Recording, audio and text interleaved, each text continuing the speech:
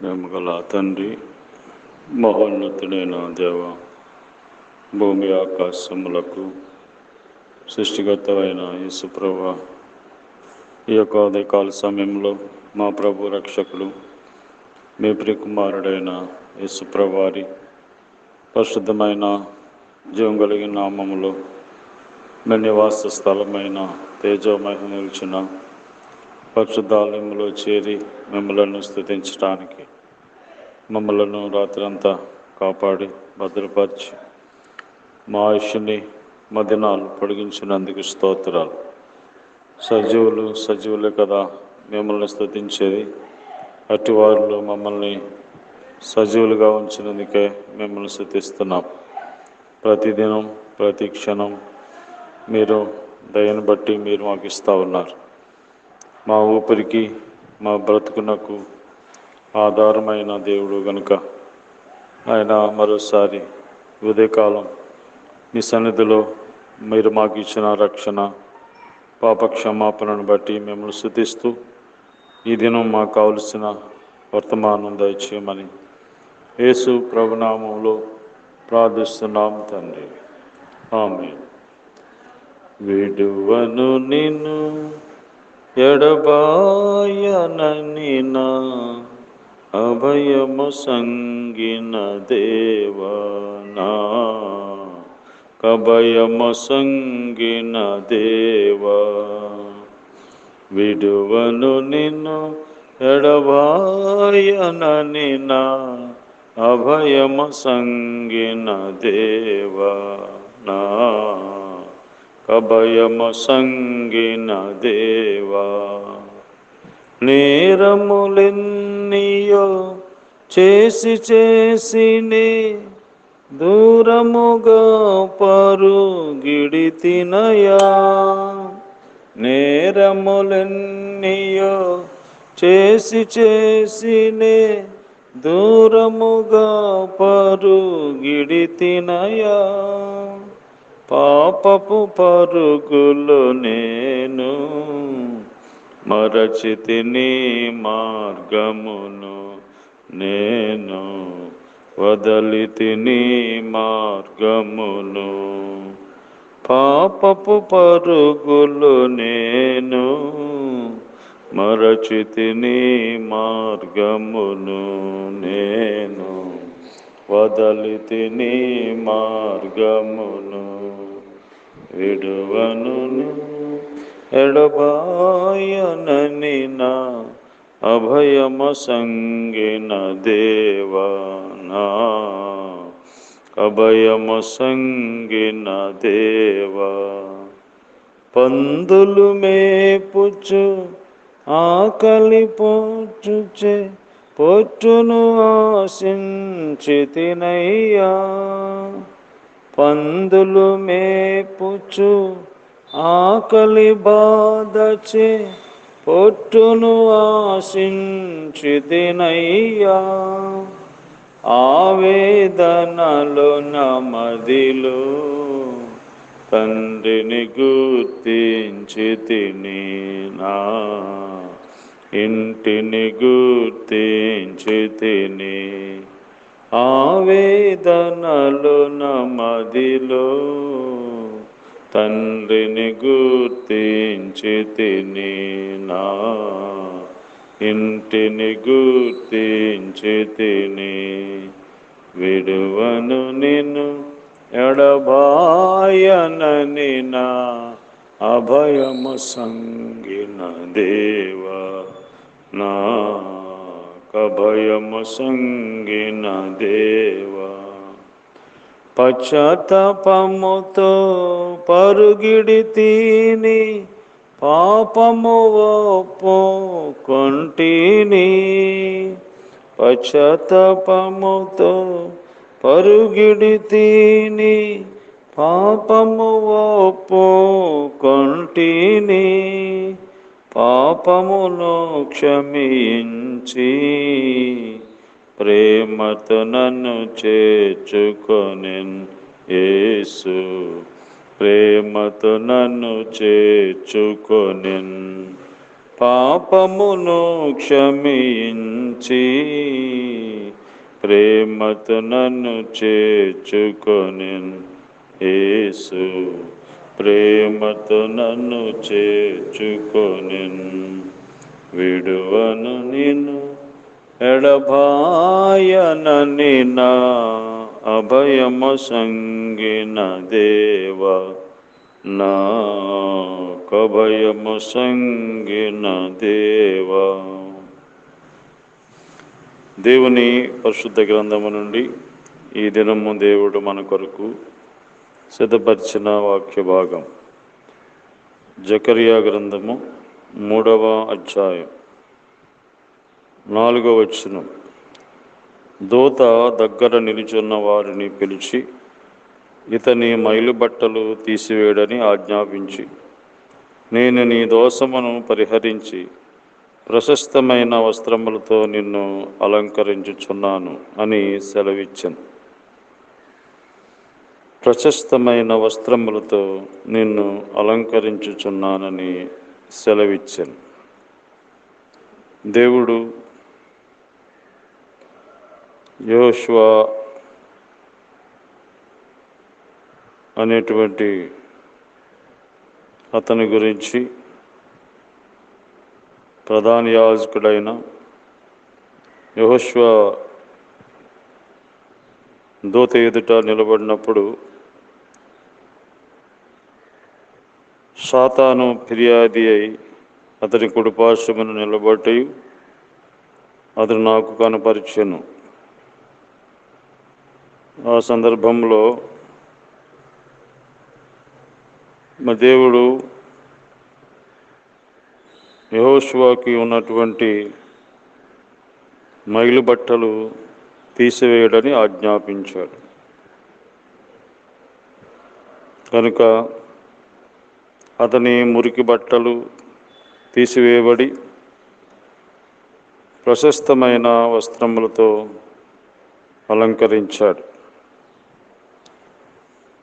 దేవుడు తన ప్రజలైనటువంటి వారిని ప్రేమించి పాపపు వస్త్రముతో పాపపు జీవితముతో జీవిస్తున్నటువంటి మనుషులను దేవుడు జ్ఞాపకం చేసుకుని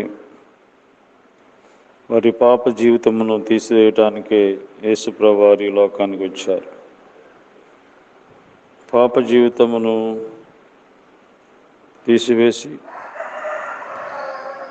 పరిశుద్ధమైన జీవితాన్ని ఇవ్వటానికి ఆయన ఈ లోకానికి వచ్చినట్టుగా మనం చూస్తున్నాం. కాబట్టి నీ దోషమును పరిహరించి ప్రశస్తమైన వస్త్రములతో నిన్ను అలంకరించుచున్నాను.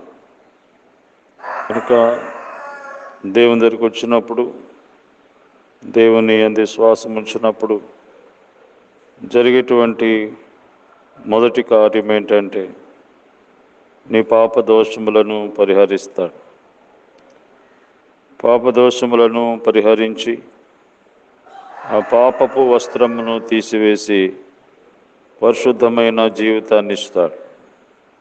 ఎందుకనగా దేవుడు పరిశుద్ధుడు కనుక ఆయన పరిశుద్ధ స్థలాలలో మనం కూడా నివసించాలి అంటే పరిశుద్ధ జీవితం లేకుండా దేవుని దగ్గరికి వెళ్ళలేము. పరిశుద్ధత లేకుండా ఎవరును ప్రభువును చూడలేరు.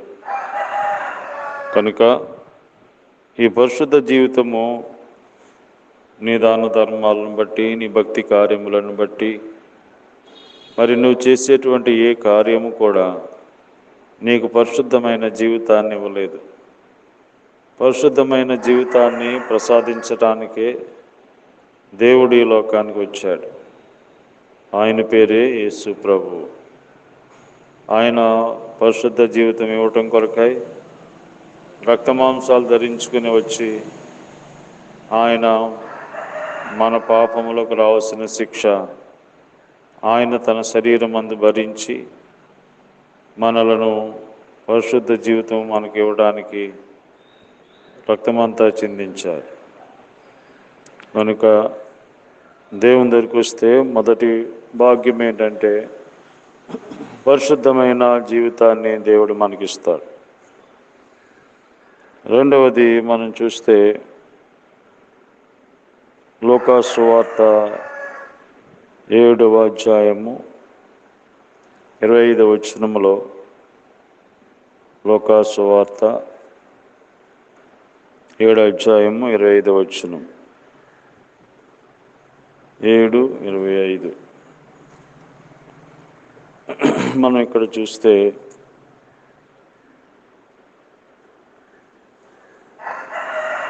మరేమి చూడ వెళ్ళితిరి, సన్నపను బట్టలు ధరించుకొనిన వానిన, ఇదిగో ప్రశస్తమైన వస్త్రములు ధరించుకొని సుఖముగా జీవించువారు రాజగృహములలో ఉందురు.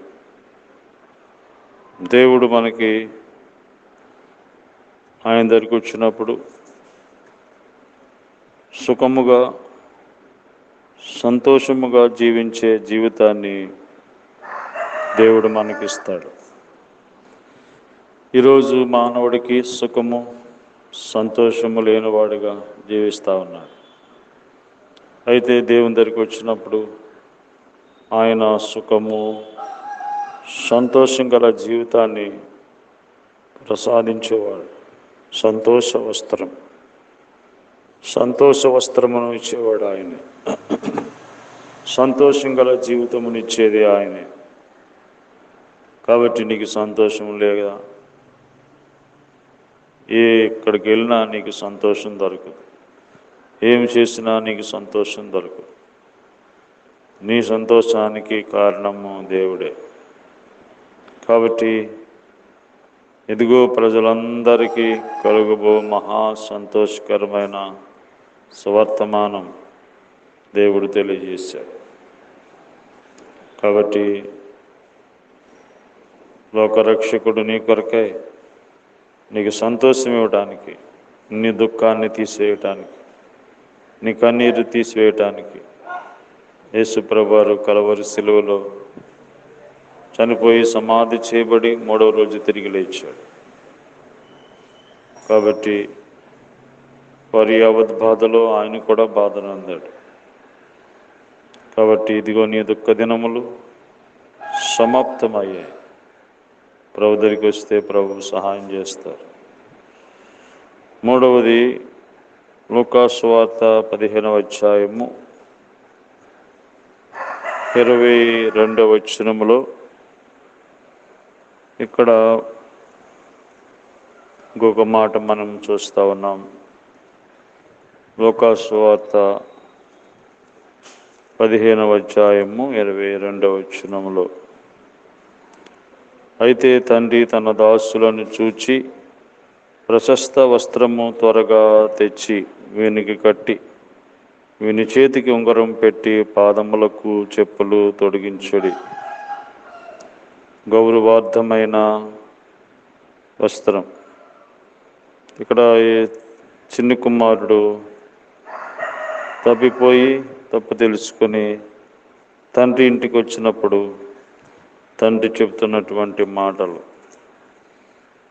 కాబట్టి స్వేచ్ఛని కోరుకొని మరి దూరదేశం వెళ్ళి స్నేహితులతో తాగి వేశ్యలతో తిరిగి తన జీవితం అంతా వాడు చేసుకుని బుద్ధి వచ్చినప్పుడు తండ్రి ఇంటికి వచ్చినప్పుడు తండ్రి తన కుమారుని చూసి ముద్దు పెట్టుకొని కనికరపడి వారిని అంగీకరించి వాని పాపములను క్షమించి అక్కడ దాసులను చూసి ప్రశస్త వస్త్రము త్వరగా తెచ్చి వీనికి కట్టండి, వీని చేతికి ఉంగరం పెట్టి పాదములకు చెప్పులు తొడగండి. కాబట్టి ఇప్పుడు ఈ చిన్న కుమారుడికి తండ్రి ఇంటికి వచ్చినప్పుడు గౌరవం, ఘనత ఇవన్నీ కూడా తిరిగి ఆ తండ్రి ఇచ్చాడు. అలాగే ఇప్పుడు కూడా ఎవరైతే ఈ చిన్న కుమారుడు వలె జీవిస్తున్నారో ఇప్పుడైనా బుద్ధి తెచ్చుకొని మరి యేసు ప్రభువు దగ్గరికి వచ్చి మీ పాపములు ఒప్పుకుంటే క్షమించడానికి సిద్ధంగా ఉన్నాడు. ఆయన దగ్గరికి వచ్చినప్పుడు ఘనత, గౌరవం, మహిమ కలుగుతాయి. అందుకని ఆయన తన మహిమను మనకివ్వడానికి ఆయన మరి సమస్తమును నీ కొరకై తన స్వరూపం కోల్పోయినాడు. అందమైన శరీరం, స్వరూపమైన సొగసైన లేనివాడుగా చేయబడ్డాడు నీ కోసమే. నీకు తన స్వరూపం ఇవ్వడానికి ఆయన తన స్వరూపం కోల్పోయినాడు. కాబట్టి ఇప్పుడైనా దేవుని దగ్గరికి వస్తే ప్రభు సహాయం చేస్తాడు. కాబట్టి దేవుడు ఆహ్వానిస్తున్నాడు, రండి, ప్రశస్తమైన వస్త్రములను, సుఖ సంతోషమును, గౌరవము, ఘనత దేవుని దగ్గరే ఉన్నాయి. ఆ విధంగా దేవుడు మీకు ఈ దినమంతట్లో దేవుడు ఈ విషయములను మీకు, మీ కుటుంబానికి దేవుడు ప్రసాదించునుగాక. ప్రేమగల తండ్రి, దయగల ప్రభువా, మరోసారి ఈ ఉదయకాలం మాకు ఇచ్చిన మాటలను బట్టి వందనాలు తండ్రి. మరి పాప వస్త్రముతో జీవిస్తున్న, దుఃఖ వస్త్రముతో, అవమానముతో జీవిస్తున్న మమ్మలను కరుణించి నీ కుమారుడైన యేసు ప్రభువు వారి ద్వారా పరిశుద్ధమైన జీవితమును, సంతోషకరమైన జీవితం, గౌరవార్థమైన విలువైన జీవితాన్ని మాకు ఇచ్చినందుకు స్తోత్రాలు. ఇంకా ఎంతోమంది ఇటువంటి స్థితులకు రాకుండా జీవిస్తున్నారు, వారందరినీ కూడా దర్శించండి. మా దేశము, రాష్ట్రము, గ్రామము, అధికారులు అందరి కొరకే ప్రార్థిస్తున్నాం. రోగులను స్వస్థపరచండి, చదువుకున్న వాళ్ళని, ఆయన పనుల్లో ఉన్న వారికి సహాయం చేయండి, దూరదేశంలో ఉన్న వారిని జ్ఞాపకం చేసుకోండి. అలాగే మరి ఎగ్జామ్స్కి సిద్ధపడుతున్న వాళ్ళకి సహాయం చేయండి, ఎగ్జామ్స్ రాసిన వాళ్ళకి మంచి రిజల్ట్ దయచేయండి, జ్ఞాపకం చేసుకోమని. ఆయా బాధల్లో, శోధనలో ఉన్న వారికి సహాయం చేయమని. ఈ దినమందు మీరే మాతో ఉండమని యేసు నామములో ప్రార్థిస్తున్నాం తండ్రి, ఆమేన్. తండ్రి అయిన దేవుని ప్రేమ, ప్రభువైన యేసుక్రీస్తు వారి కృప, పరిశుద్ధాత్మ సహవాసము మనందరికీ ఈ రోజంతా తోడయండి కాపాడునగాక. ఆమేన్.